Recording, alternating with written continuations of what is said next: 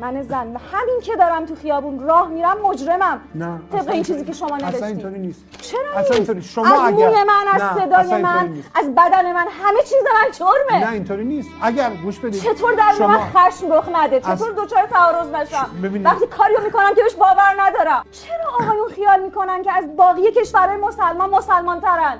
اینو به من جواب بدین. هیچ کشور مسلمانی پیدا نمی‌کنید که التزام به حجاب داشته باشه به این شکل. خانم محترم یعنی شما الان یک کشور من همون لبنانی که شما سنگش رو به سینه میزنید، همون سوریه‌ای که دارید میگید، همون کشورهایی که دارید ازش حرف میزنید. اسلام ناب محمدی که بر پایه مهر و محبت و بخششه کجاش آورده در طول تاریخ اسلام؟ یک جا به من نشون بدید. اگر تو حجاب نکنی میری حبس.